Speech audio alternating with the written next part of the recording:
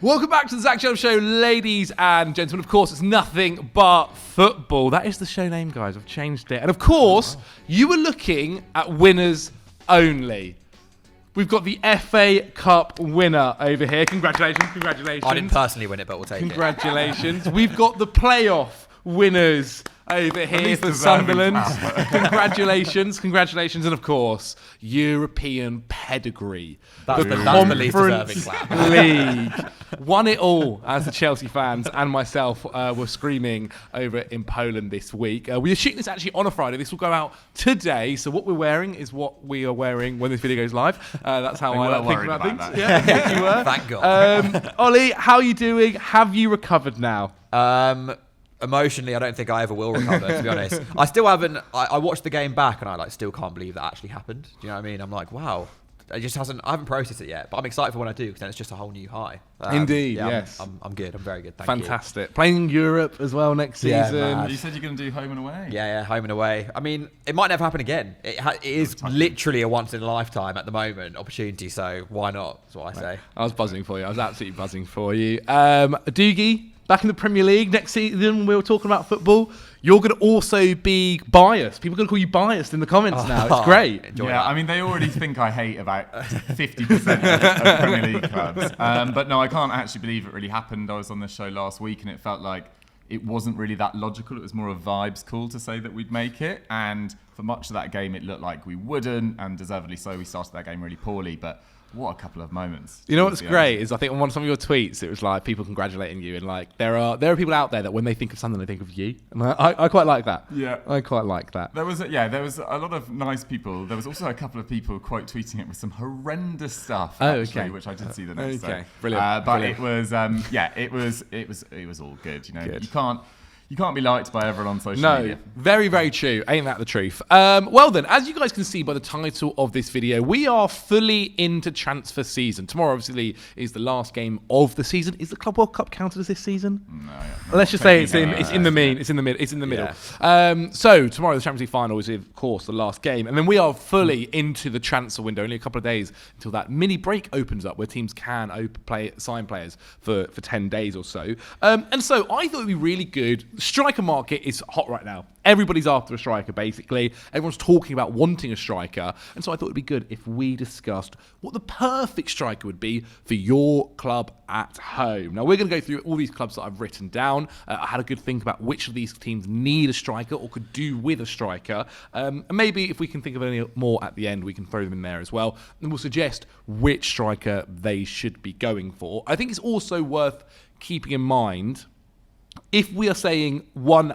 has to go here, we can't then say they need to go elsewhere. Okay. So if we're assigning, if we're assigning Gyokeres to Arsenal, we can't then also suggest Gyokeres to Newcastle or whatever team it might be. I think otherwise we could just get away with that. Let's kick things off then with the deal that looks like it's already done. And so we should probably spend a little bit of time talking about them. As I said, I've spent a little bit of time over the last week watching them, flying all the way to Poland. Chelsea, it was funny, literally landed, and then the notification comes through, Liam Delap looks like he's picked Chelsea over the other teams that were looking after him. Obviously, Everton were looking, Newcastle were looking, Man United were looking. Was there chat internally when you were there? I mean, maybe can't reveal not necessarily. I think, to be honest, most of the focus at the time was let's do the game, then let's celebrate the game. Pre-match. Yeah, there wasn't quite that. There wasn't quite that. I can give you, I can confirm that my sources do reveal. However, yes, it looks like Liam Delap is going to be picking Chelsea. By the time this video comes out, it might actually be official that it's done, it's signed, delivered, all that good stuff. So, firstly, what do we make of that deal, Ollie? Delap to Chelsea. Felt like Chelsea over the past couple of seasons have needed some sort of clinical striker. I'm actually a decent fan of Jackson, but what do you think of that move? I'm also a fan of Jackson. I'll put that out there now. I do get why Delap has gone there. I think it entirely depends on how Chelsea are planning on using him. If Delap is meant to come in and replace Jackson and be the guy, I think it's not a very good move, to be honest. I just don't think that's good for his development. I know he had a good year at Ipswich, but it just feels like to me that is a big step to take in a team that is, I mean, they've worked out a bit more recently, but like the striker situation has been spoken about a lot, and I don't necessarily think Delap is ready to replace Jackson yet. If the idea is he comes in and he rotates with Jackson and he plays some Champions League games and a bit of Premier. I think it's a good move for everyone.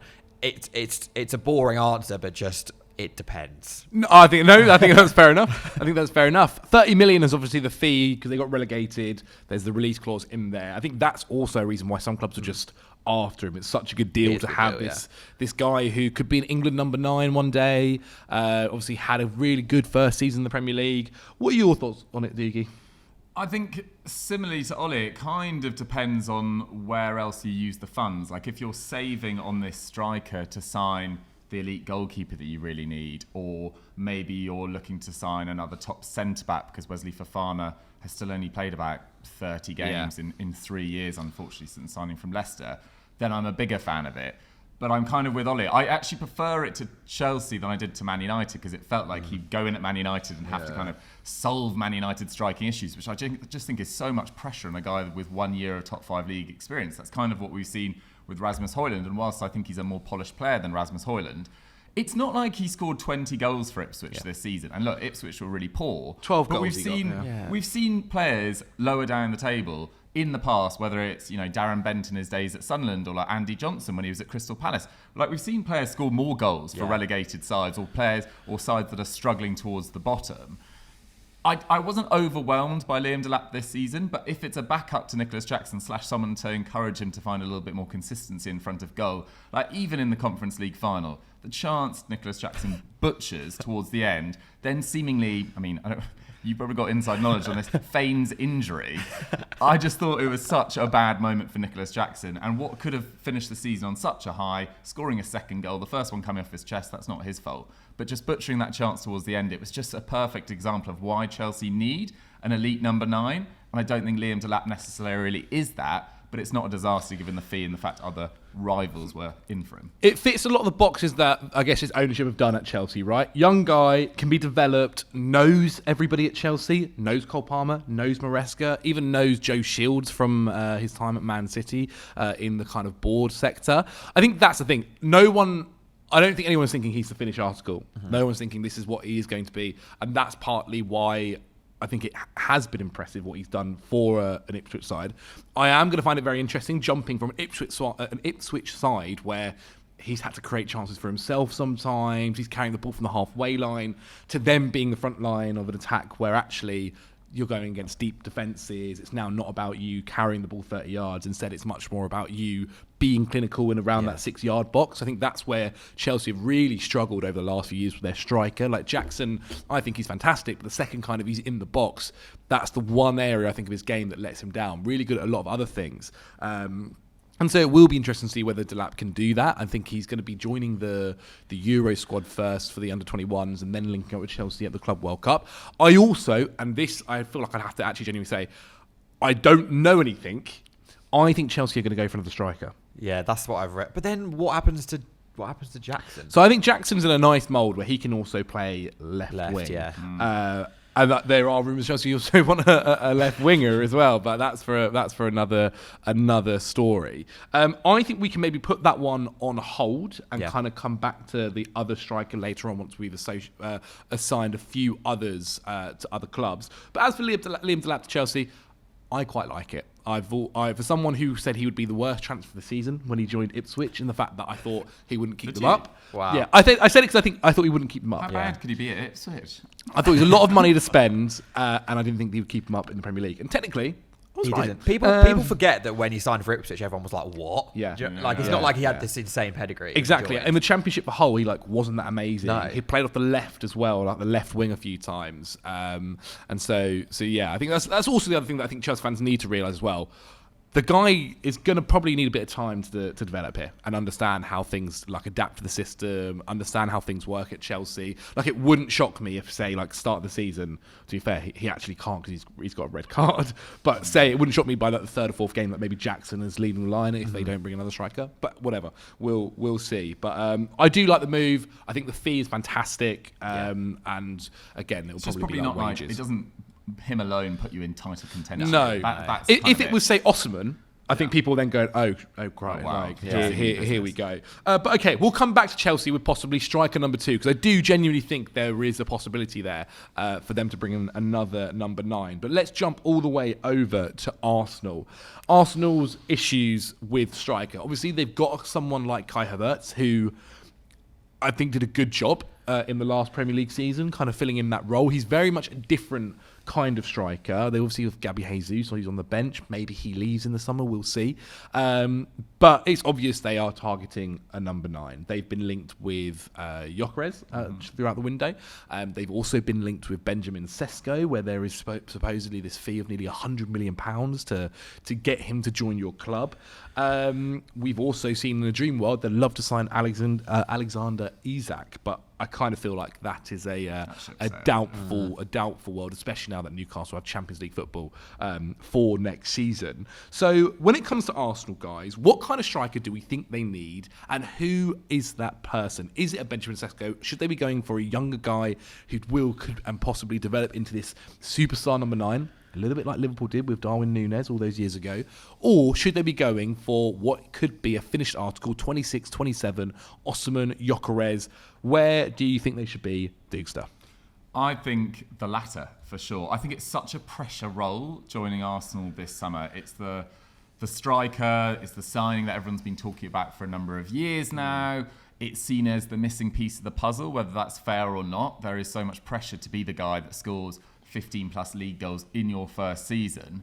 And I don't think Benjamin Sesko is a guarantee of that whatsoever. Look, his numbers at RB Leipzig have improved year on year, but there's a certain inconsistency sometimes towards his finishing. Like, he's an amazing ball striker, can score some spectacular goals. Like, if you looked purely on a highlights reel of his best goals at Leipzig, you'd think, every club in the world should be going for him. But he does miss a number of chances. I actually thought Lois Openda at points this season had a better year than him as well.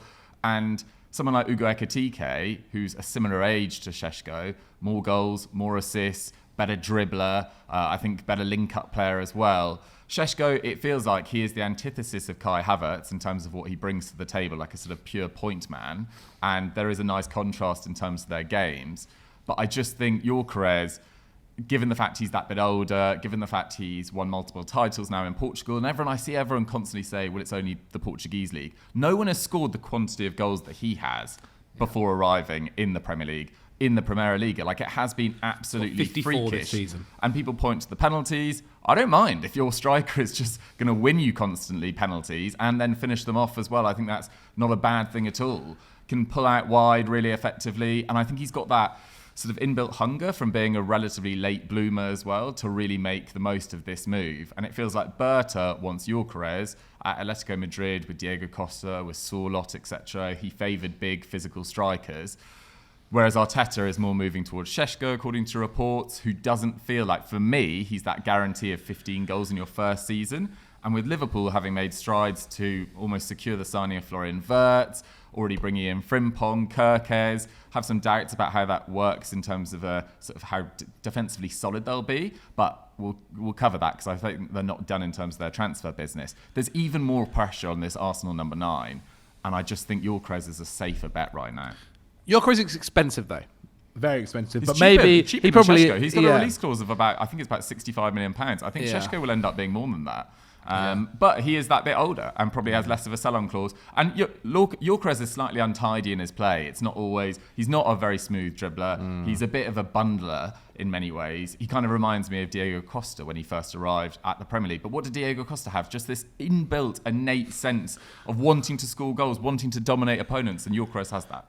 Okay. I think there is also a thing that with Gyokeres that has worried Arsenal fans. He likes to drift, doesn't he? Like, one of the things that Arsenal don't need in this kind of striker is someone who's not going to be in the box and maybe drifts out to the left wing or the sides to try and receive the ball. Ollie, where do you stand on the Arsenal striker? Because the other side of this is also they have to get this right. Yeah. For next season, obviously Liverpool won the Premier League this season. Arsenal weren't quite at the races for it. But next season, Arsenal fans, if they go again without getting someone who's able to score this at least 15 goal mark, there's going to be frustrations. You're right. Yeah, I agree. They need a win now striker, if you want to call it that. Yeah. Arsenal have a lot of very good young players, and if you want to think about like squad value, there's plenty of value wrapped up in the defence, in the attack, in the midfield. If they needed to go and free up some funds at some point in the future, whatever, they have the assets to do that. I don't think they need to worry about developing someone. That's why, Sesko for me is just. I quite like Kai Havertz, and I understand that he misses chances and he can be frustrating, but I think he offers a lot to Arsenal. And if you go and get someone who doesn't offer the same things he does around the pitch, I think Arsenal as a team might get a bit worse. Yeah. Obviously, the dream is Isak. The dream for every team on the planet is Isak, probably at the moment. I honestly, I think Arsenal could do worse than Ollie Watkins. I really do. Also because of Villa's need to sell. I think they could get a decent deal. Yeah, I understand he's 28, 29, I think, Watkins. But as I said, I think Arsenal just needs someone who can hit the ground running straight away and score goals now in the next year or two. I'm not. Arsenal's team is so good. There is no one who screams to me as someone who is, at the level required straight away now that is like feasible. Than Isak's not even feasible. So I think whoever they get, it is a risk because it's been spoken about so much and it's massive pressure on whoever comes. I think Watkins represents good value and is probably less of a risk. There's also tensions there with Watkins and Villa, isn't there? Like obviously he didn't quite play in their biggest games. Like in the Champions League, he was dropped for Rashford. Yeah, I mean he's another one that he's more of a left winger, I guess, but he could end up going to Barcelona. But Watkins' time with Villa, then he's also said some things in press conferences, basically kind of saying that like he was disappointed that he didn't play. Obviously, they're playing Europa League football next season. Arsenal looked at Watkins. There were rumours that supposedly before Duran left, Villa did go to Arsenal and suggested like the possibility of signing Watkins in the January transfer window. So there are thoughts there. I do think he is someone who could do a good job. I also wonder if you can get him for a cut price, for a fee, that if they kind of need to sell and they want to get certain things off their wage books, bring in some revenue. Arsenal will know this. It is kind of public knowledge, and they can kind of play it into their fat. The issue is they also know Arsenal need a striker as well. Villa they just sold Duran, so Duran, Rashford and Asensio might not sign permanently. Suddenly you're looking at needing to bring in 3 attackers in a market where you haven't made Champions League football. And you're struggling with money. Like they could... Yeah, Arsenal could get Watkins for a cut price, but Villa would also be in big trouble if they sold Watkins. So it's a bit of like they'd have to have a pretty good plan to replace him. I also wonder whether England fans, Arsenal fans, like if it was just a sign, because I also think they're going to sign a left winger as well. At least they need to. But if it was just Watkins that came in the summer for the attack, I wonder if Arsenal fans are thinking, oh, this isn't maybe quite what we thought would be. However, a really good Watkins season is someone who scores over 20 goals in the Prem, and that's exactly what they need for winning a trophy, or at least battling and going far in the Premier League and the Champions League as well. And he probably does dovetail quite nicely with Kai Havertz there as well. He offers a lot. He offers a lot outside of just scoring goals, I think. So. He does. I'm just thinking about later on what other clubs. Obviously, Gyokeres and Manchester United are interesting links. I do probably tend to agree as well. With no Champions League football, I doubt that's going to happen. Why would he go there at his age? He's a relative late bloomer, as I've already said. Like, you don't give the next 3 years of your career to a club that might not even be in the top 10 of the Premier League next year. Okay. So do we want to send Gyokeres to Arsenal then? Is that what we're saying? Rather than a Benjamin Sesko, Gyokeres is 54 goals, a bunch of that were penalties. Yes, you are right. Well, and also that's what I'd like to I'm happy to do that. How many of them were against the bottom half of the table? Good question. Great question. I think only, last time I checked, it was like 3 were above in the top half of the table. However, Gyokeres, you're going to Arsenal. Welcome, Viktor Gyokeres. You are Arsenal's... I've already seen Arsenal fans, like, there's civil war already about who they're going to bring in. It's going to be, it's going to be a crazy No one summer. is seemingly happy with anyone. Yeah. But I think the other thing as well is that these guys, like, they're all dreaming of a striker who's going to be touching 30. Like, Liverpool have that, it is in goals. Liverpool have that in Salah. Obviously, Man City have it in Erling Haaland. And... to a degree, I understand why you'd want that, and of course why you'd want that, but why you would need that as well. If those teams have those guys that are doing that, then you kind of need people to at least but get you close can get to up it. to. I mean, they scored I think 90 the year before last, and they could easily get back up to there by Odegaard not having the worst season of his career, by Martinelli continuing what we saw in the last few months of the season. And then Saka staying fit for the entire campaign. That's There's other ways to get close to 90 than just one player. Well, depth, I think, is a big thing for Arsenal next season, right? However, Arsenal and Viktor Gyokeres, welcome to the Premier League. Let's go on to then Liverpool. I think they're a really interesting summer. In terms of, obviously, we've spoken about how it looks like Frimpong's basically done. Gyokeres will be joining. We do need to talk about, though, the striker mould. There is also rumours at Barcelona after Luis Diaz as well, which could then mean another left winger will be needed, though Gakpo's done a pretty good job there. The striker mould. Now, we've mentioned it a few times when we've spoken about Liverpool, where we can't quite work out what an Arne Slot striker is, because if you think back to, we mentioned on the last podcast, his time at Feyenoord, it was actually quite a traditional number 9, a bigger unit. And yeah, Jimenez, who's obviously moved on, but that was the kind of mould that they had. You think of a Liverpool striker over the last decade, it's completely different to that. It's much more of a false 9. It's somebody to kind of get the ball over to Mohamed Salah or Sadio Mane when it was there, and occupy the spaces that will allow them to do their best work. So there are still questions about exactly what kind of striker they'll end up going for. But that's what this video is about and what we're going to talk about. So, Ollie, where do you think they should be looking for their striker? Do you think it's more of a number 9? Do you think it's someone that's more of a false 9 or whatever? Where would you go? Who would you look at? I think it's someone, as you said, that can contribute a lot in the build-up and maybe be a bit more versatile. Like, Liverpool don't need to change their system this year, and they've had quite a fluid front three. And I think there are a lot of strikers that fit that mould, and you basically have different tiers of... It depends how much Liverpool want to spend, I think. Yeah. I think on like the lower end of that, I mean, it's still a lot of money. You got someone like João Pedro, who is, quite false 90 in the way he plays at Brighton. Yeah. I'm not sure how good a fit he is, like, culturally. I think he's rubbed quite a lot of people out the wrong way at Brighton. But equally, that means you could maybe get a decent price for him. And yeah, he can offer things outside of just scoring goals, as well as scoring goals. The two that I like for Liverpool, one of them I don't know if he would join, and I think he's going to be linked to a lot of places, and it depends if you want the physicality or not. I think Julian Alvarez would be pretty scary at Liverpool. Again, I mean, Atletico spent what, like 75, 80 million in last summer. It would take a lot of money to get him out of there, but in terms of how he plays, I think imagining a front three of him, Salah, and a Gakpo or a Diaz is like scary. That's a scary front three. The one that I like the most, but again, it depends on money, is Ekitike. He just seems to fit everything. Like, really good on the ball. Like, he can drop and build up. And I think when you play with Salah, you need to be able to supply him as well as be supplied. Yeah. And I think he can do that. But it's just a lot of money. And it's really... Liverpool was the one I found the most hard, because similar to Arsenal, to find someone who is at the required level, you need to spend a lot of money. And whilst Arsenal do need to spend that money, I'm not sure Liverpool do need to spend that money. Yeah. So... I think if I had to pick one, I would say Ekitike, but it is difficult.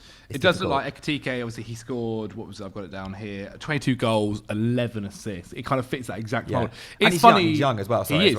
And Liverpool need that injection of youth, I think, in their front three. Someone who could develop over time as well, can only get better. It's funny, the people kind of say he's like the Isak before Newcastle bought him, when he was playing for Real Sociedad and did such a good job for that team. He is obviously been linked to Chelsea as well. He's been linked to Arsenal. Like, he has been going around the rumour mill.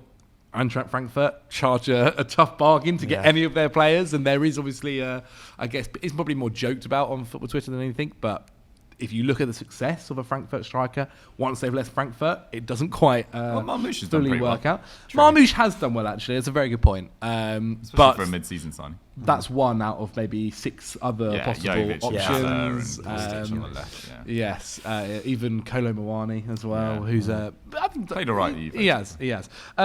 So, okay, Hugo Ekitike to Liverpool is very interesting. Would you be going down that route as well, Dougie? Is it something where Liverpool are going to have to look, let's get our left back in, let's get our right back in, let's get our central midfielder in, let's get our left winger in, then let's look at striker? How do you think it's going to work? Yeah, I think it's an interesting one, isn't it? Because if they are bringing in Florian Wirtz, I mean, there's been so much talk about the fee and the package to bring in Florian Wirtz, but it's not going to come cheap at all. And Frimpong was 30, Gyokeres, I'm not sure what the final fee will be, but it won't probably be around 30, 40, maybe even 50 million pounds.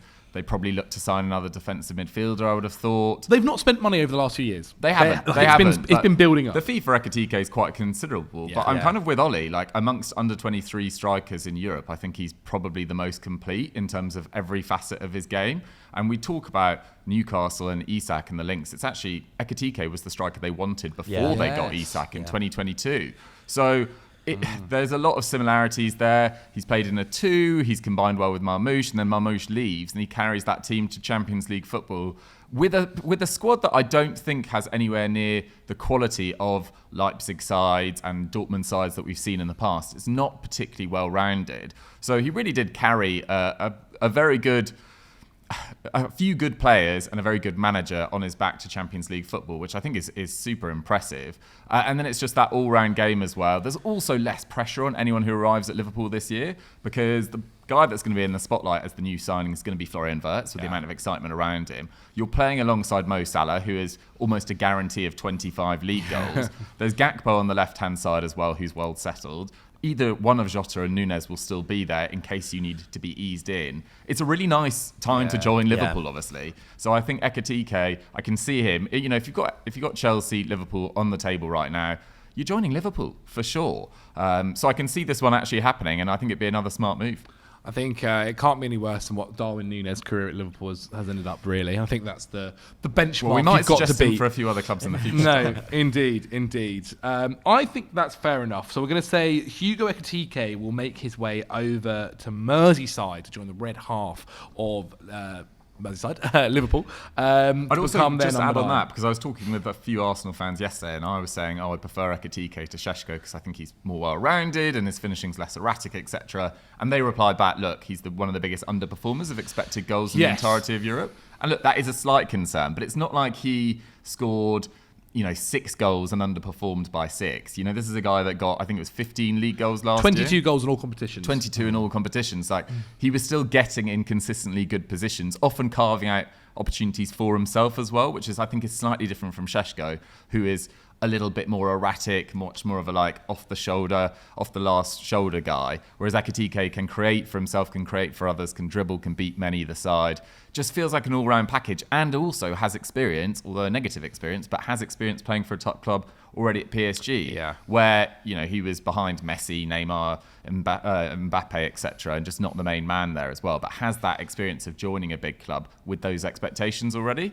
So for me, he's ahead of Sesko. There's always been something there with him. Like, as we mentioned, over the last 5 years, well, 2022, 4 years, people have always mentioned about his. Like, so many different clubs have been looking at him, monitoring him. Everyone does like what he has to offer and bring to their team or bring to their game. With 11 assists as well in the season, like, it does show he's not just this goal-scoring machine. And in this Liverpool side that we mentioned with Salah, they do need that element there. In 2023, we tried to sign him on deadline day, and he massively fell out of PSG because he was trying to force a move to Palace, and it fell through. We didn't get it done. What might have been? I do remember that. Mateta wouldn't be here now, probably as well. Exactly. Maybe he wouldn't have won the FA Cup. Yeah, no.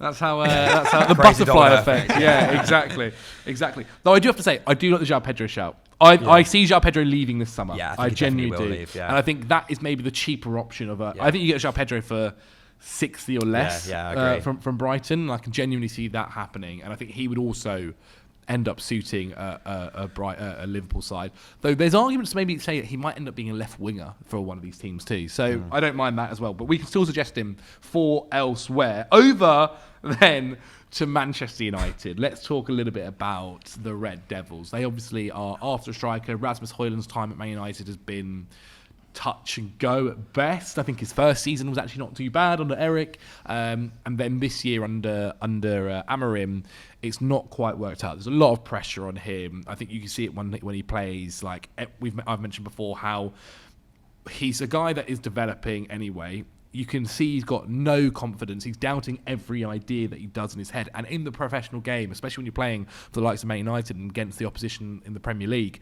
the second you're doubting yourself, you're going to be 1 second slower. You're going to make take more time to make the decision.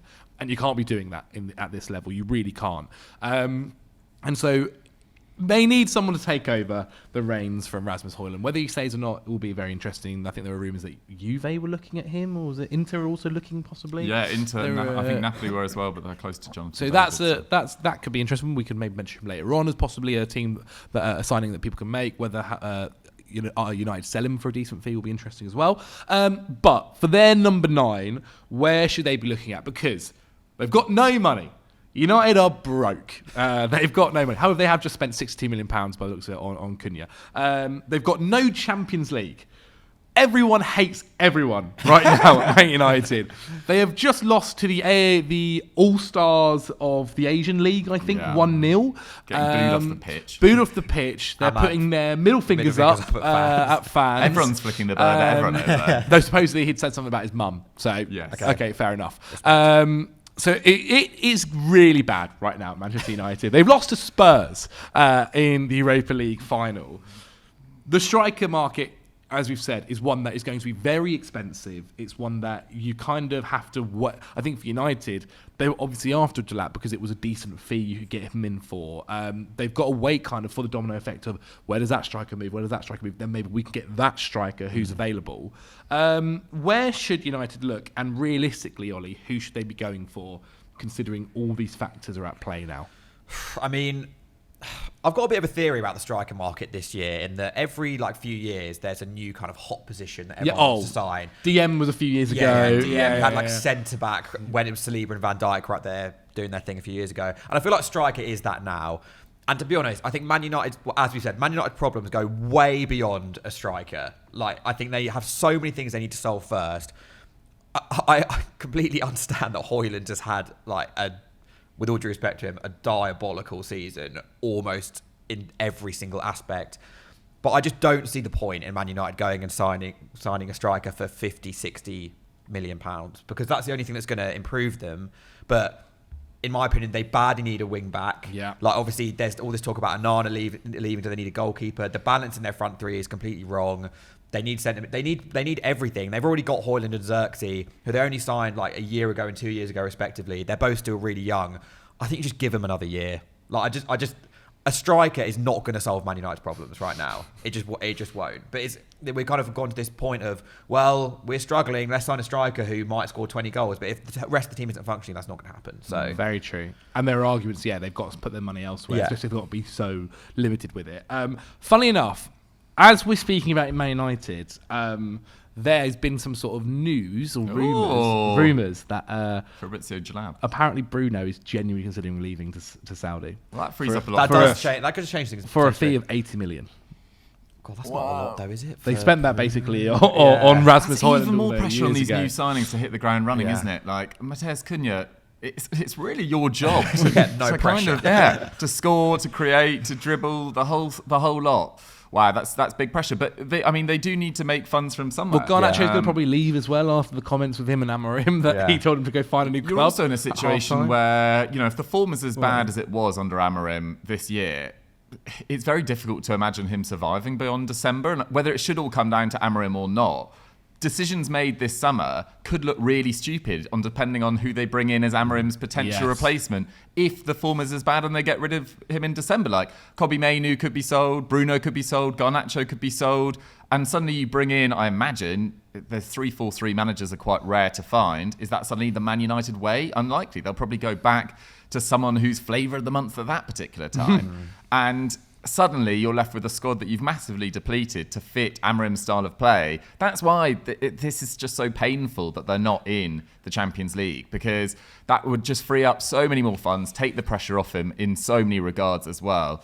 Whereas now it's really, really difficult. In terms of who they could bring in as a striker, I was kind of racking my brains because I think all the names we've mentioned so far, why would you join Man United at their ages with so many more attractive offers around? So I wonder whether they have to do something quite short-termist, which I know we've been here before 1,000 times, but someone like Tammy Abraham, has struggled for game time at Milan this year, still owned by Roma. Roma probably don't want him. Dovbik's there. Shomorodov's now there. Maybe he'll back himself to get in under, I think they've just appointed Gasperini, or at least that's being confirmed today. He is renowned for really juicing the numbers of his forwards. So maybe he back himself to make a name or re-establish himself there. But it was only a few years ago. I think it was 2022 when Roma won the Conference League.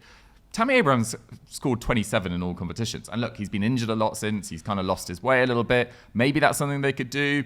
Alvaro Morata as well could be on the table for someone. Again, has struggled for game time at Milan this year. But this is, I think, the kind of market United are in. Yeah. If we're being totally honest, I don't see them being able to drop unless Bruno's departure does go, and then they need to nail this striker for sure. I don't see them being able to drop £60 million plus on any of these top names. I think they kind of need, if they were to sign a striker, they need a personality hire. I know people have said about Cunha that it has the potential to go dramatically wrong. But equally, I think they need to get people in who are so confident and arrogant, because United is such a vacuum of confidence right now. They need someone who's not going to be scared to miss chances and get heat from the crowd and from the media. So, I mean, what that looks like, they need a bit of a prick. They do. Yeah, and maybe that could be Cunha. An interesting one who I don't know if we're going to mention about any other clubs, so I might as well bring him up now. The Viktor Osimhen situation. I actually had Osimhen written down. Okay, well, obviously... That's too expensive. At Galatasaray, 36 goals, done a very good job with them. Obviously, he was playing for them in the Europa League as well. He doesn't feel like he's going to stay there. There are rumours he's going to end up in Saudi.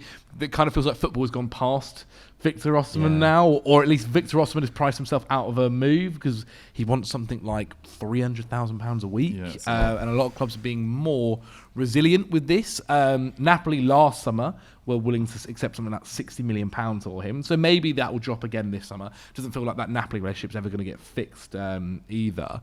So, especially if they've got Lukaku and bringing in Jonathan David, they really don't need Viktor Osimhen. Their bargaining power is not particularly good. I can see him going for the fee not being that considerable, but his wage demands seem absolutely massive, because otherwise I think he should be top of everyone's wish list. He's the best, most proven striker on the market. So, 26, Liverpool should go for him, Arsenal should go for him, Chelsea should go for him. So if Man United somehow got their hands on Viktor Osimhen, it's the best striking summer signing of the window for me in terms of a surefire success, but obviously he's joining a club that is such a mess. So, yeah, but if he is free, get him. Go and get him. Okay, I think that is going to be very interesting what happens with him. Otherwise, does for instance, Johan Visser join Man United? What? Losing Mbeumo and Visser to Man United? You could... that's if Mbeumo leaves, I spoke about this yesterday about Mbeumo going there. It just, obviously they've had really good seasons at Brentford and they're obviously really good players, but that just stinks of going horribly wrong. It just does. It's such a different environment, such a different... Them both going, maybe it would make things a bit easier for the two of them, but I know Man United are terrible right now and they had a terrible season, but a front three of Mbeumo, Wisser and Cunha, maybe I'm just a bit of a footballing snob, but that I just don't really see that that's worth 130 odd million or whatever that would cost. I'm a big fan of Mbeumo. I'm a big fan of Mbeumo. I think I'd actually be annoyed if United got him, because I think he can go way above that. I think he could go way above Man United, right, at least the Man United situation of right now, finishing just above the relegation zone. I'd be thinking way ahead of them. I'd look at, I think Newcastle, obviously, their right winger is the perfect kind of move for him. Okay, then, Manchester United striker issues, we're basically saying deal with the rest of the issues first. And if Bruno leaves, make sure you get it right. Make sure you get it right. I guess the other strikers, it's worth mentioning who I guess is available now, or could be possibly looked at. Matteo, is it Retegui? Retegui. 28 goals. He could possibly be someone that people will look at. Viktor Osimhen, João Pedro still there. Benjamin Sesko, we still haven't sent to a club just yet. Darwin Núñez, Jonathan David, though that does feel like Napoli's going to be his location. Julian Alvarez, probably impossible to get. Does Ollie Watkins join a Man United side? No, surely not. Think so? So? Surely not. I would rather stay at Aston Villa. You're back up to Harry Kane there for England. You're playing in the Europa League next year. You've got a very decent chance of winning the Europa League next year. And if you leave Aston Villa, surely there's more attractive offers on the table for you. We've spent an entire 40 minutes so far talking about how everyone needs a striker. Why would you go to Man United? Okay. Well, good luck, lads, is what I'll say for Manchester United. I think them losing the Europa League is really going to hurt them, and I think in this market even more so. But for the winners of the Europa League, I think it's worth mentioning quickly, Tottenham Hotspur. Do you think they should be looking at a striker at all? Obviously, they've got someone, Dominic Solanke. He has spent a decent portion of the season injured. Then we saw like Heung-min Son put up top. That feels like Spurs are eventually going to move on from a Heung-min Son anyway. Should they be looking at a striker at all, Ollie? I don't think they need to replace Solanke. No. I think like depth is obviously important. Yeah. They've kind of got this like fluid attackers now in like Richarlison and Tell, and who can play up front and also on the wing. But I think Solanke's been really good for Spurs when he's played. Like, I've watched them in person a few times, and I know it's been spoken about a lot, and maybe it's not the most important thing, but Solanke's pressing is just so good. Like, it's so good. Yeah. Like I don't think he's the best striker that Spurs could possibly have, but I definitely don't think it's worth them going and spending a lot of money on a backup. If the right opportunity arises in the market for someone who can maybe be a bit, a younger option or even more experienced, to be fair, they don't think they need a certain profile, but I think Solanke is really good. I guess you would agree if they do end up making the Matthias Tell deal permanent, he is also a striker. Mm-hmm. Like, he did operate there. I guess he does play off the left wing. But that is a deal that could end up costing £50 million, and they'd definitely be hoping he is the left winger then from then on for next season. I do tend to agree. The idea of Solanke, he is their number 9. And also, like, he isn't a super youngster, is he? Like, they bought him to be the number 9 for the next few seasons, not to develop. Interesting. Now, obviously, we spoke about a lot of money for these guys. One of the players I want to speak teams I want to speak about who definitely need a striker, they brought someone in on loan last season, didn't quite work out, is Graham Potter's West Ham. Evan Ferguson came in on loan from Brighton. I mean, maybe they'll go and try and make that permanent. It's mad to think the development of Evan Ferguson was someone who a couple of seasons ago has been spoken about as like £100 million signing, to now, do you get him for 30? Maybe less? Yeah, maybe less. Yeah, I think it's very, very interesting. He's really, really struggled with injury as well. I barely felt like I saw him at West Ham. I've definitely seen him make an impact, that's for sure.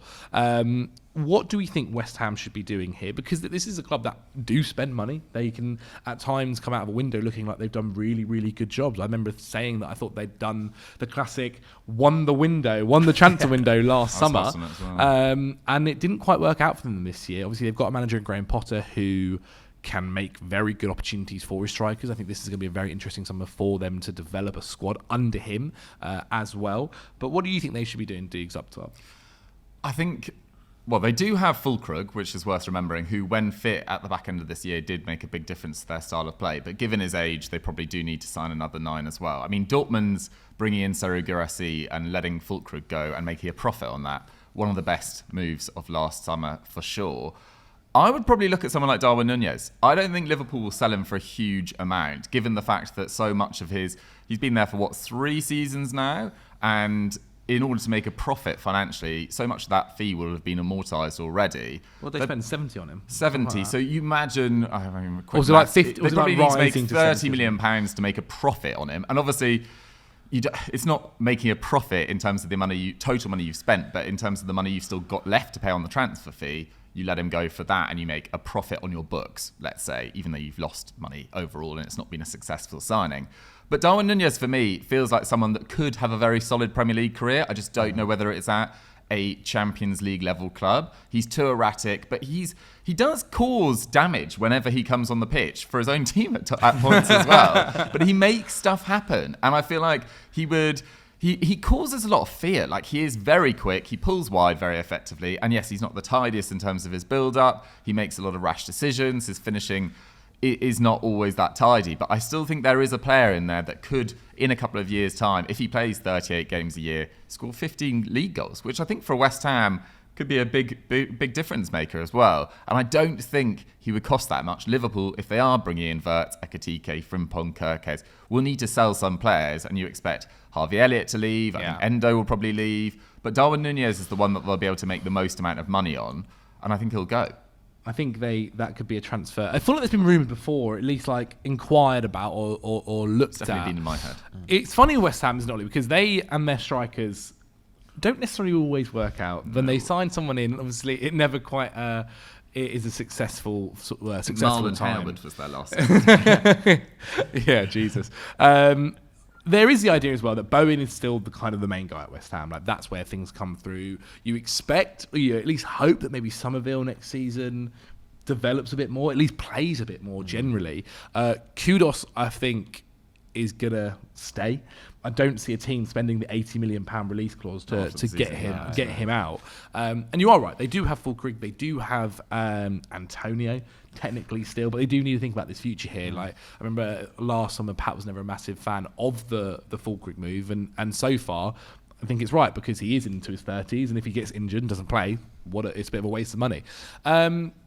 Where do you think they should be looking? Do you think Darwin Núñez is the kind of right fit? I guess he is still kind of younger as well. Is there someone else you think they should go for? I think Núñez is actually a really good shout. I mean, West Ham need a striker in the summer. Grass is green, water is wet, the sky is blue. Like, it happens every single summer, almost without fail. But you think, strikers. Basically, the only striker I can think of that has worked for West Ham over the past 10 years is Antonio. Yeah, and he is just a bit of a chaos ball striker who will be isolated a lot and has the skill set in order to deal with that. And I think Núñez is a really good shout. I put Mitrovic down because I was just just someone who can score goals and maybe. But I think Núñez is a much better shout. I'm happy to concede that one. I hadn't thought of the fact that Liverpool would sell him, to be honest. And I've always quite liked Núñez. I like that style of striker that might be a bit erratic and, as you said, can cause chaos for his own team as other teams, but he's always going to be difficult to deal with. And I think for a team like West Ham, again, I don't know what Graham Potter's longevity is like, whether Núñez is a Graham Potter striker, I don't know, but it feels like he could work under most managers for a team of West Ham's stature. Mm-hmm. Yeah, no, I think it's what's interesting about Darwin is I think from the outside, everyone kind of has, if you're not a Liverpool fan, everyone has kind of the same opinion. Like, he does cause trouble. Liverpool fans, I think this season we're very much like, no, we're done with him. We're calling our time here. But it's also different being the leading number 9 for a team that are chasing in the Premier League, the Champions League, and so on and so forth. West Ham had a poor year last year. They just need someone for next year to help them get back onto track, help them kind of take the burden away from Bowen. Obviously, Bowen had that injury this season that kept him out for a couple of months, and once he's gone, for the rest of the team this year, it's tough to look where they were going to get goals from. And so someone like a Núñez, who can also operate on the wing as well, the left wing if needed, if Somerville still isn't kind of getting into that side, I think could be a fun move. And this is a side that do spend money. Like, West Ham aren't afraid to kind of get out the checkbook when needed to bring someone in. And I think Núñez would also, if say he started off okay, he would benefit a lot from, West Ham fans will love you if you become a bit of an icon for them. I could see him doing that quite easily. Darwin Núñez to West Ham, confirmed. Welcome to the Hammers, my friend. Another team we need to mention then is Everton. Everton's summer is going to be super, super interesting. There's the kind of Branthwaite situation of, do they keep him again? Does anybody end up going in for him? Obviously, last summer I think it was 80 million they wanted to kind of get his services. Had another kind of good year, I think, especially under David Moyes. Rumours he's been linked to a few different clubs. But striker is something for Everton which, over the last few years, like a lot of other clubs, has been an issue. Calvert-Lewin has signed an extension. He is staying at Everton. But I think the idea of trying to put all your faith in Calvert-Lewin to score your goals in the Premier League is one that would be flawed if David Moyes was to do that. Beto showed moments. Definitely showed moments, I think, throughout the year that he could do this for Everton. Armando Broja went back to Chelsea. That loan move never quite worked out. Obviously, he got injured. That was quite unfortunate. But then never really made a name for himself in that Everton squad. Never got a shot on target. I saw that. God, it's pretty brutal. Yeah, Jesus. This is a club that don't have the funds to kind of muck around with, right? Where we can say, West Ham couldn't, for instance, spend 40 million maybe to get a Darwin Núñez. I don't think Everton can do that because they also need to spend money on a few other positions. Where should they be looking, Dukester, to go here? Is this one where maybe they got to kind of wait for the market to play out and then try and get a loan move for a striker that doesn't quite get his move? Where do you think they should go? There's a guy who just kind of emerged in the Bundesliga this season called Nick Woltemade, who plays for Stuttgart, who is 6'6", and he's a number 10/number 9, and he can play in both positions. And I just saw him and just went, Moyes.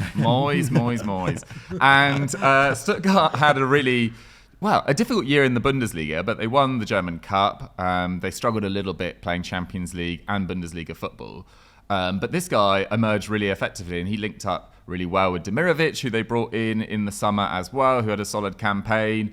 And he's got really silky ball control, but yet can break into the box and finish really effectively off this other striker if he needs to link up with them as well. So someone like Woltemade, I can see being interested, or a lot of Premier League clubs going for him at least. And I think Moyes could get his hands on him.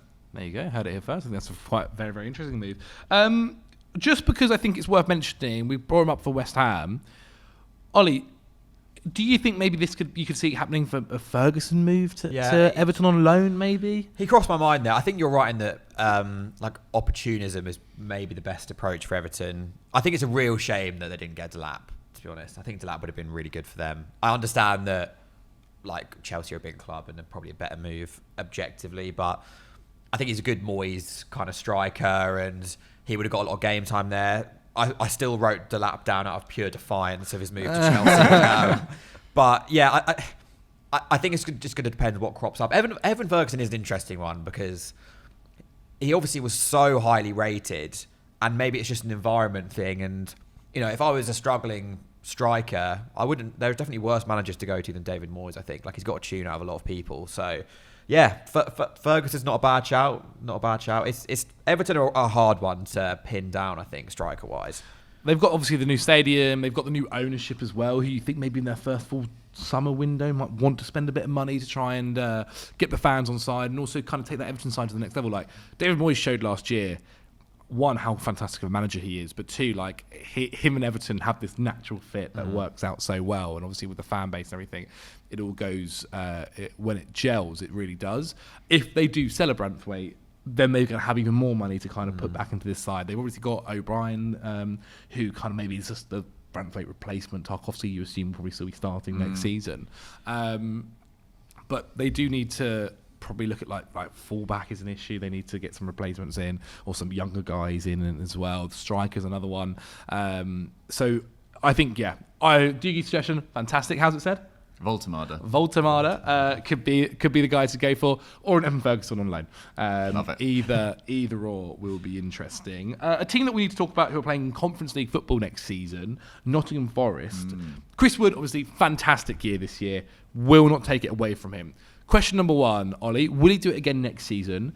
Number two is, they were obviously after Matthias Cunha in the January window. Like, they were trying to be proactive there, trying to help them get Champions League football. Obviously, that didn't happen in the end.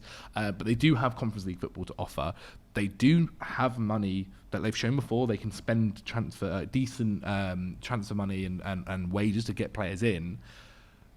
Do you think they should look for a replacement for Chris Wood, or at least someone to dovetail with him? And what do you think will happen with Chris Wood next season? I've got quite a bit of heat this year for just saying I just don't think Chris Wood is like that good. Like, he's obviously good, and he's had a really good year, and he scored did he get like 20 goals last year? Like, that is a really good return. But also, playing twice a week next year, it's a different ask, and I don't think he offers masses to Forest out of possession, or when he's like outside the box also. But they can go in a few different directions. Like, if you want to get someone who's maybe a bit more mobile and versatile, obviously they were linked to Wissa in January too. I can definitely see them going back in for him. I don't know if he would be my first choice, but equally, it depends what profile they're looking at. I mean, this is a bit maybe a rogue one, but Moise Kean from Fiorentina, like, I read that he's got a release clause of like 45 million. I think I read that yesterday. And he's of a decent age. I think he's like 25, 26, and he's had a really good year at Fiorentina. Like, Forest obviously pushed top four this year.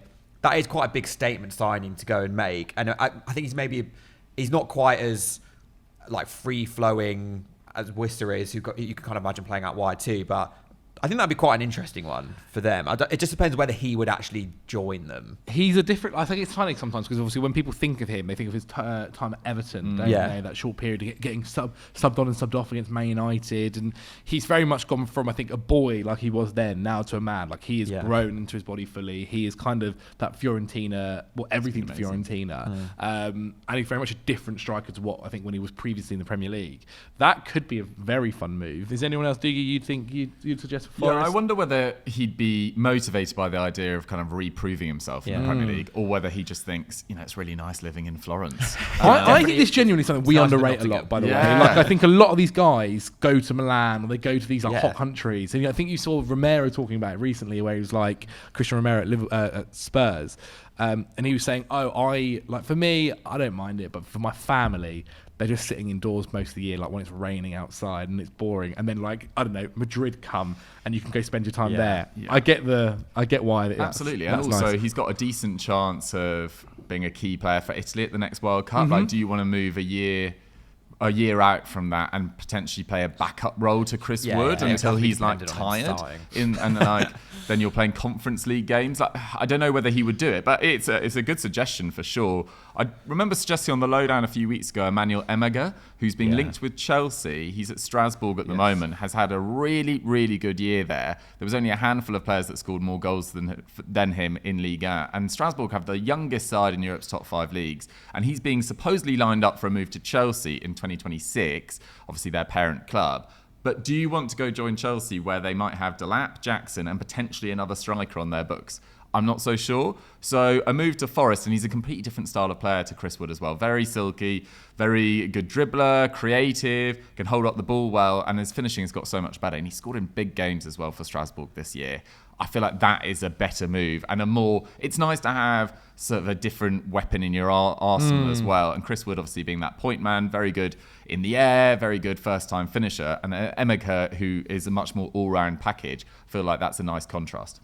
The rumours about Nuno possibly leaving are interesting as well, because that affects everything, right? Like if Nuno leaves, the next managers, you'd assume they'd be at least smart enough to try and get someone who plays similar football the way he's built that squad.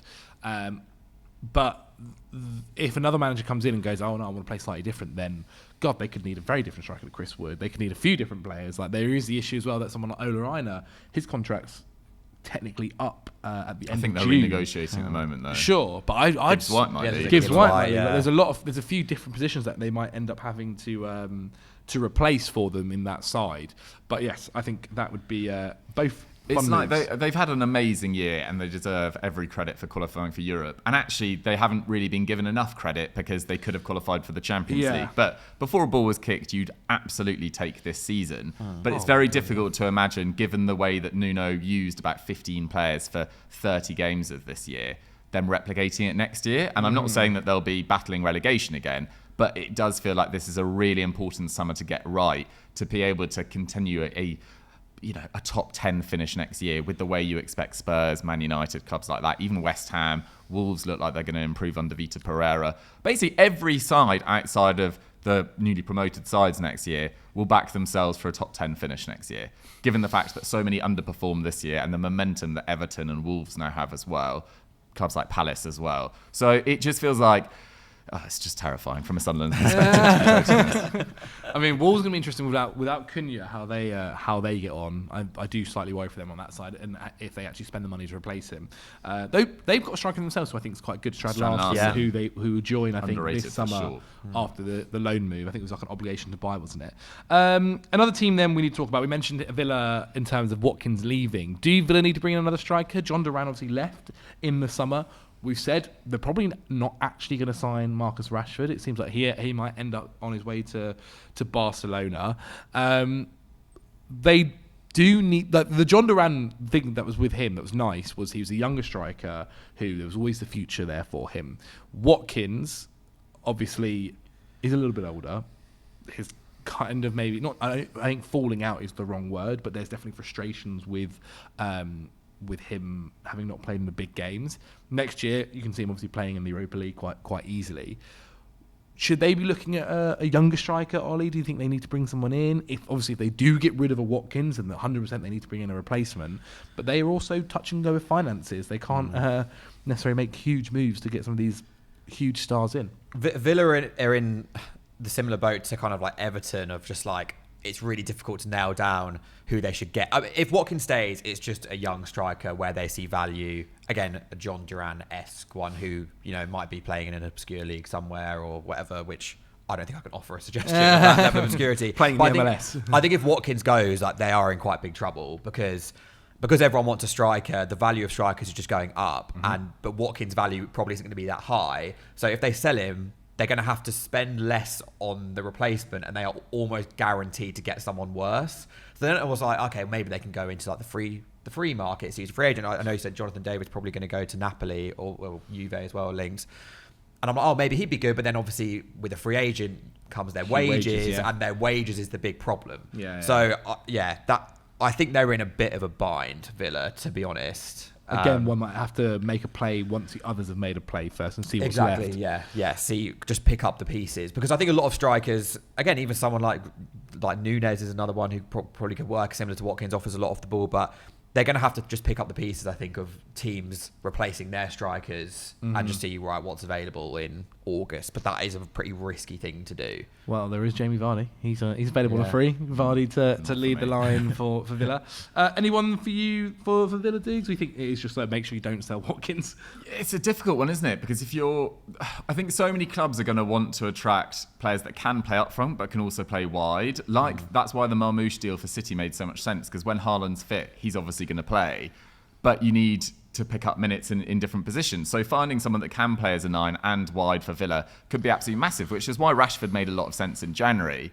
He feels like he's got bigger ambitions than Villa, and with their wage structure, I think their highest paid players on about 150, which I think is Camara, Emi Martinez, and one other player's on. But a few of them might leave. Like Emi Martinez, there's rumours he's going to go. Yeah. Like even Morgan Rogers, who I probably assume isn't on the huge. But Rashford, if he's on over 300 grand at the moment, does he want to take less than 200? But surely he's got to be realistic here. Like as much as I think the Barcelona moves are there, I also think that's his agent chatting bollocks. Well, I don't know why Barcelona would want it. No, if I'm totally honest. Agreed. I think you could find better wide players, and you could find more natural backups. Go to Lamazia. You guys, they've done all right in the past few years.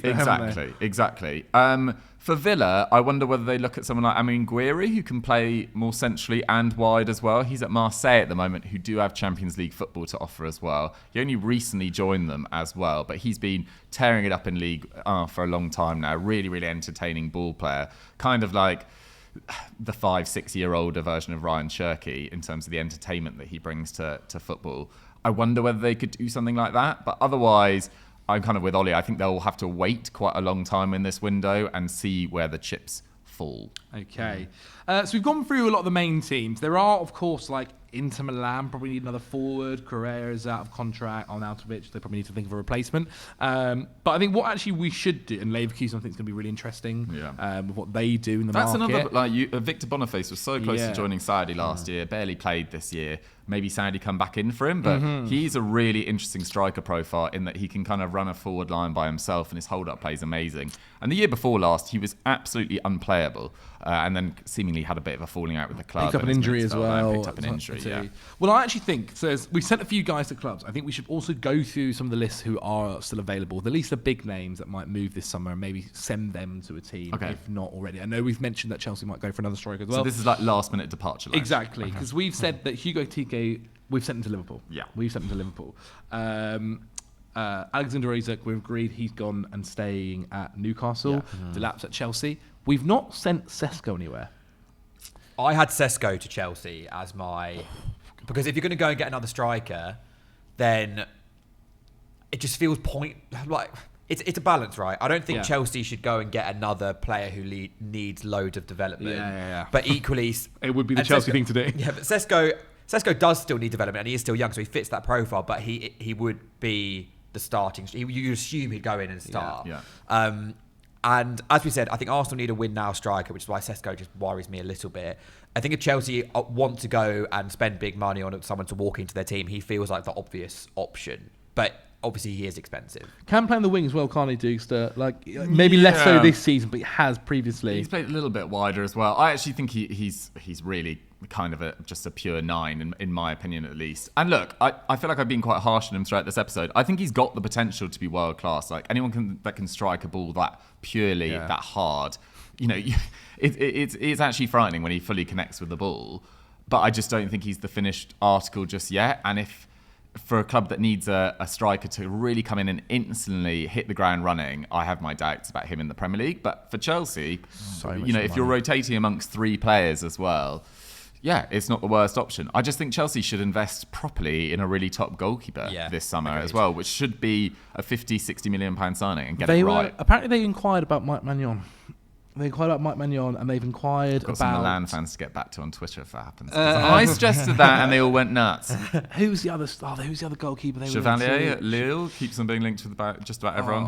He's an amazing shot stopper. I don't know whether he'd fit Maresca's Not style. Hermansen from Leicester. No. It was like a goalkeeper that kind of shocked me who it was. I know I saw Bolka was linked to who's like Nice. He's been very, very good. He's been linked to Barca, which is interesting. But there was another goalkeeper that Joan Garcia.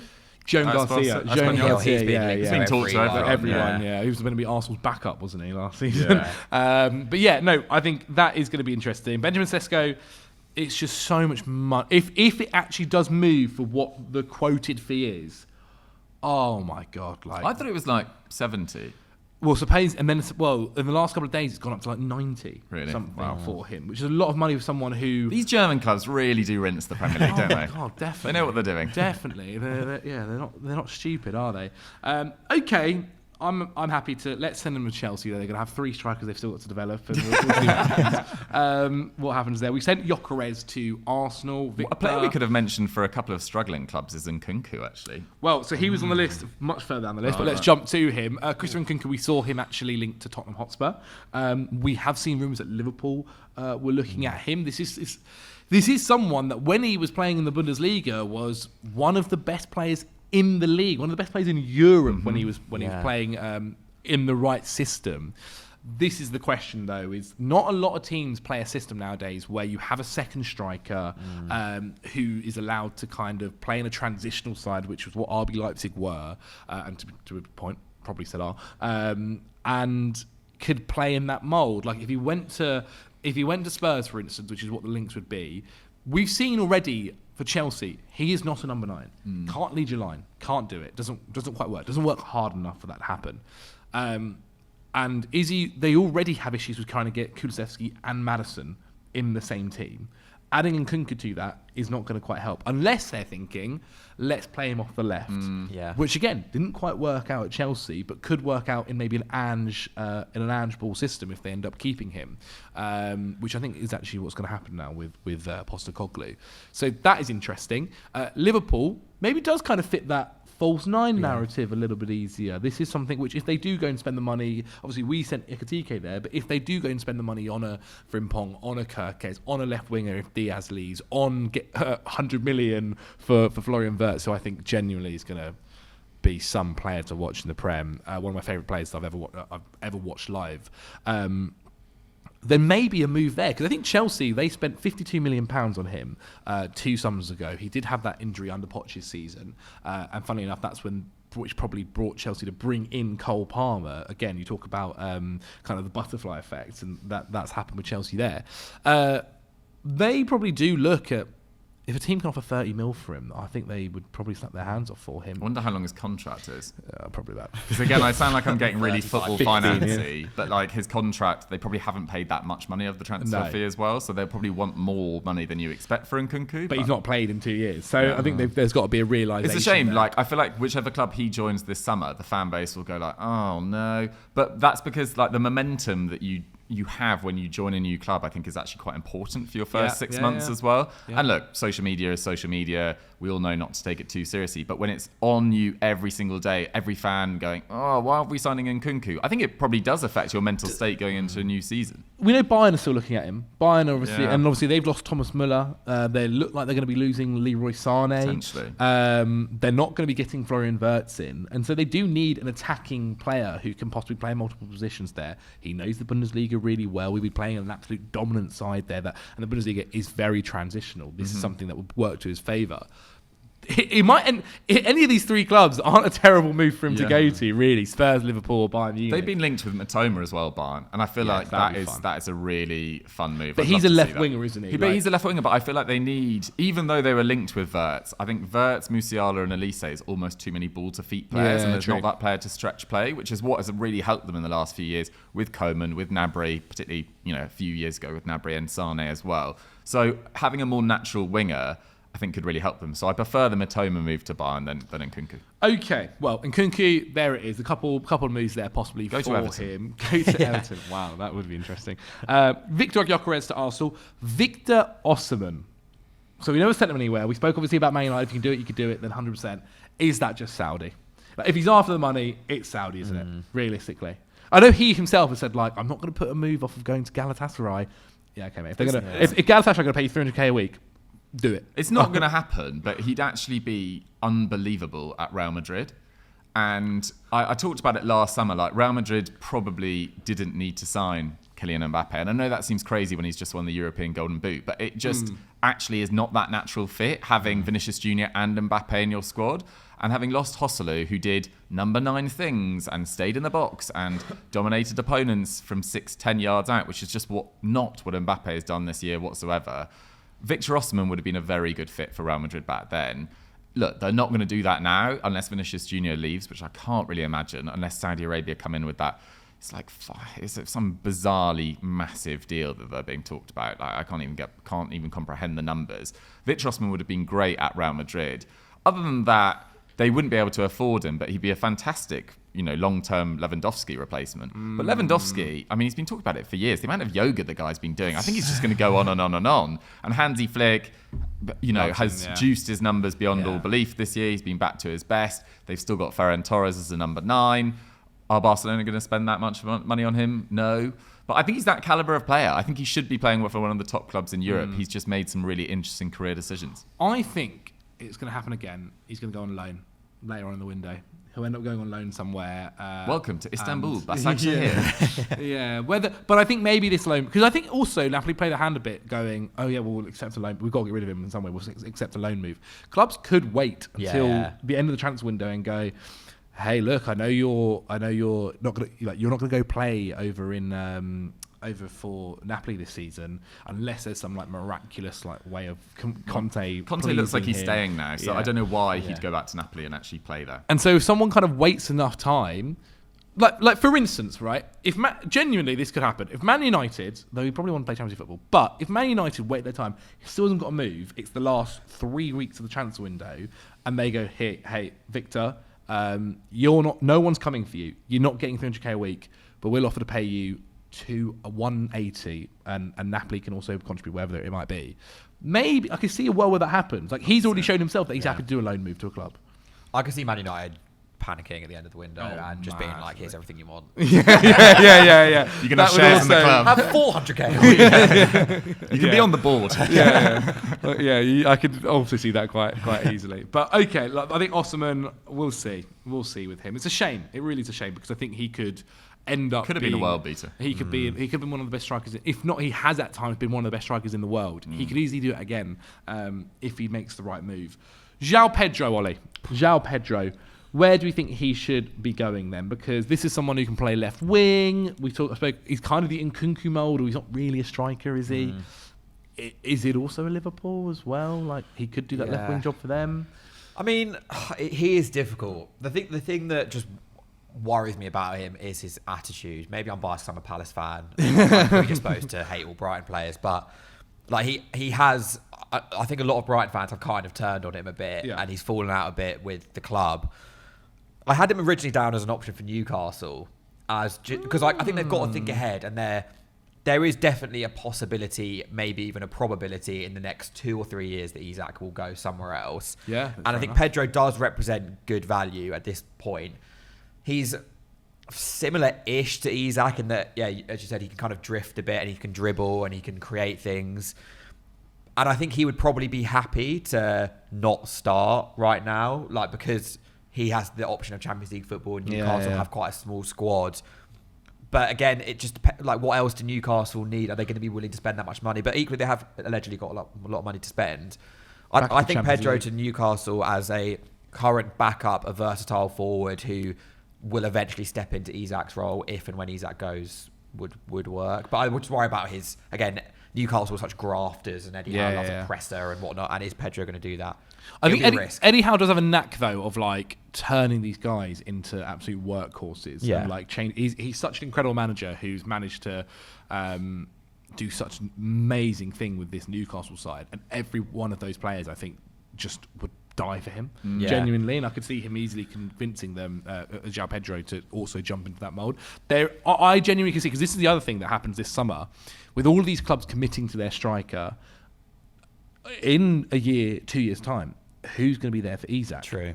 Barcelona. Yeah, I was going to say Barcelona. It's going to be Isak will end up at Barcelona. I can see that happening quite easily. But João Pedro to Newcastle, I genuinely, I think Newcastle fans, like we mentioned as well, they need to get depth in. They do need to get depth, and if they get in, say, an Mbeumo, then bring in a João Pedro, that front line option there, because obviously they've lost Wilson. Callum Wilson's gone. They need to bring in some sort of striking backup. But if they can, they themselves are looking at. Delap, so they are looking at some of these kind of players, but having a front line then of Gordon, Isak, Barnes, Mbeumo, Murphy. Genuinely, after the season he's had, very good.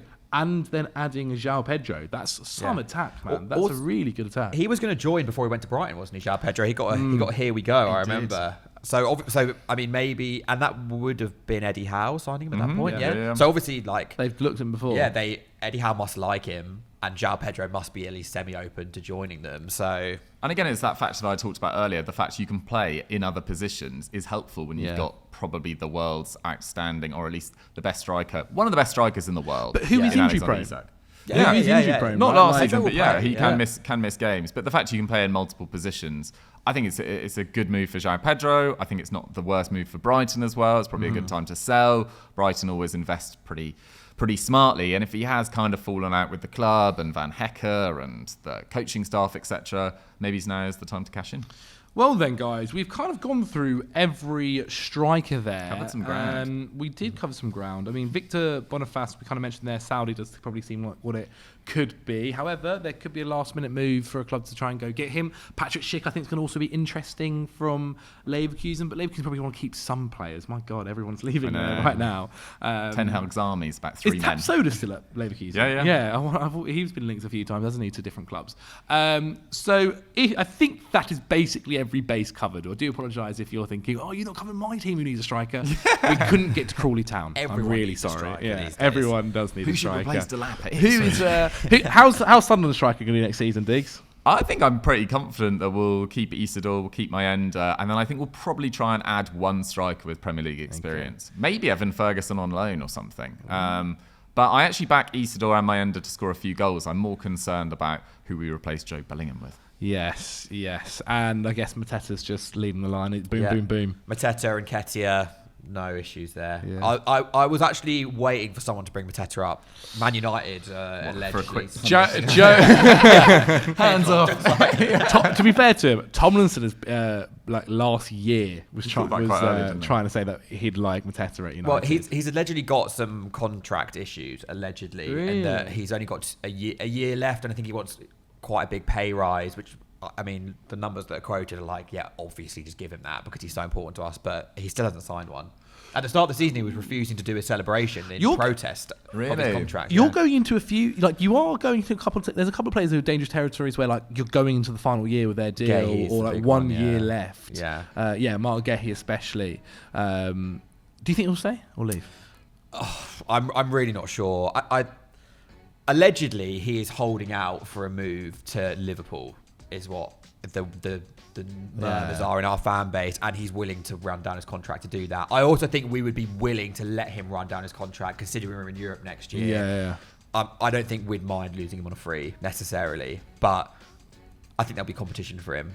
You can get 50 odd million for Gay is really good value. Last so year, much chat about Romero going to Atletico Madrid. I wonder whether Spurs go in for him as well. Yeah. Newcastle need to move on from Cher. I think still look at the back. Yeah, I think there will be interest in him for sure. But I mean, waiting for Liverpool does kind of make a lot of sense. I don't think Konate's extended there as well. He'll leave on a free next summer unless something changes on that front. Gehi in, that's pretty seamless, isn't it? Yeah. Well then, guys, I hope you have enjoyed this episode of Nothing But Football. Thank you guys so much for joining me. Ollie, if a lot of people at home want to check you out, where can they go? Talk CPFC, TikTok, Twitter, Instagram, or just Ollie Thomas. Lovely. Dougie Critchley, where can they find you, my friend? Yeah, same, just my name, Dougie Critchley. Perfect, yeah. I'll link them all down below in the description. I hope you guys have enjoyed this episode. If you have subscribed to the channel, if you're listening on Spotify, please rate it 5 stars. You can also leave comments on Spotify as well. Like the video video, get in the comments, and I'll see you guys next week.